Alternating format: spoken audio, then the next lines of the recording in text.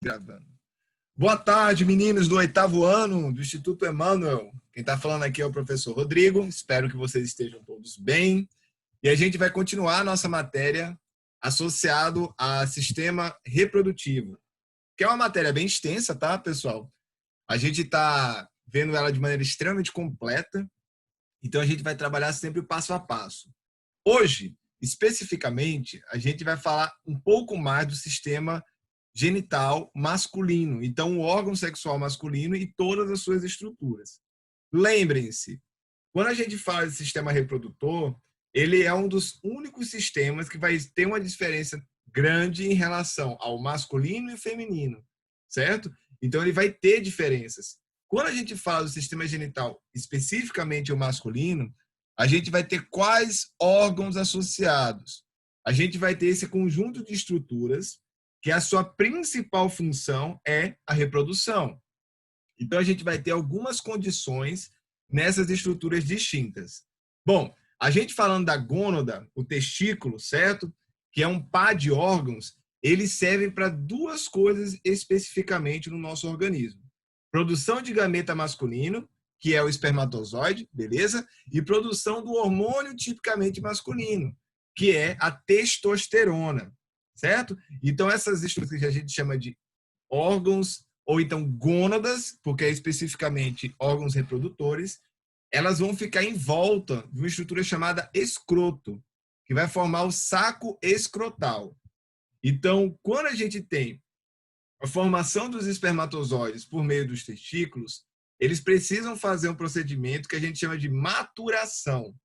A maturação é quando a gente fala da formação, da continuidade da formação do espermatozoide, o amadurecimento do espermatozoide, que possibilita, assim, ele conseguir ser fecundado, ele conseguir sofrer a fecundação junto com o óvulo ou ovócito e formar o zigoto. Bom, quais são os conjuntos de estruturas que eu vou ter nessa estrutura genital masculina? Eu vou ter o testículo, também chama de gônada, eu vou ter o escroto, também formado, associado ao saco escrotal.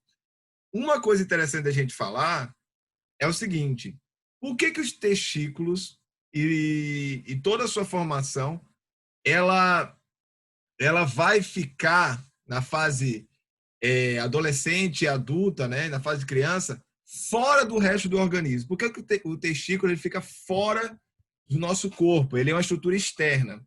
Bom, o motivo real disso acontecer, pessoal, é que para os espermatozoides conseguirem amadurecer, para efetivamente eles conseguirem serem fecundados, não pode ter uma temperatura tão alta quanto do nosso corpo. A temperatura tem que ser uma temperatura abaixo do que os 36,5, 37 que o nosso corpo possui. Por isso que os testículos eles estão numa estrutura externa, beleza? Então, dando continuidade, a gente vai ter o epidídimo, beleza?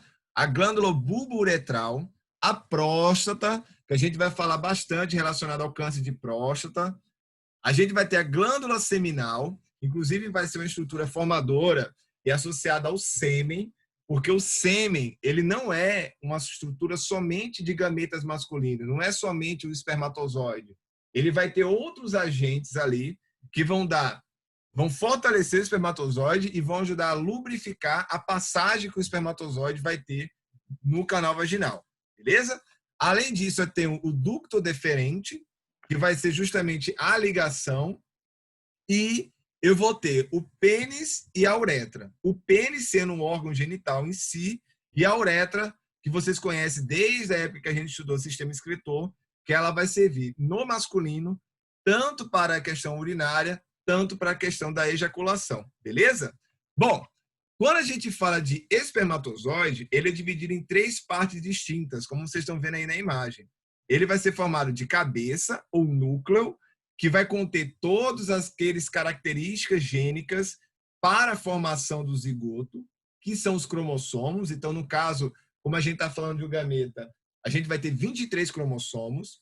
A gente tem o corpo intermediário, ou então chamado de peça intermediária, que vai servir para dar energia para que a cauda consiga se movimentar, certo? O espermatozoide ele vai ter essa estrutura de cauda, parecendo um flagelo, que vai se movimentar constantemente e de maneira extremamente rápida para ele conseguir passar do percurso, né, e chegar nos ovócitos. Uma coisa curiosa para a gente falar é que tanto cauda quanto o corpo intermediário, eles são destruídos quando o espermatozoide consegue entrar no óvulo, certo? A única coisa que é de interesse para a formação do zigoto é o núcleo, tranquilo?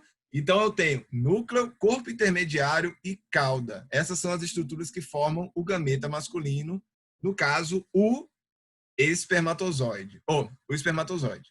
Bom, eu separei essa parte aqui, queridos, também, se vocês quiserem fazer a anotação, é o seguinte. Parte desse processo, o processo de ejaculação, né, ocorre no interior dos testículos e dos epidídimos, que é a formação dos espermatozoides. Após a maturação, que a gente falou, né, a maturação, ele está associado com o amadurecimento que esse espermatozoide vai ter. Os espermatozoides apresentam maior mobilidade, então eles vão conseguir se locomover de maneira mais ampla e de maneira mais eficaz, o que facilita seu deslocamento até o ovócito. Bom, então essas são as estruturas, né? Fiz a marcação aqui, que os testículos são chamados de gônadas também, que são esse órgão voltado à produção de gametas. Beleza? Então quem está assistindo no YouTube, fico com essa parte da revisão. Obrigado e tchau!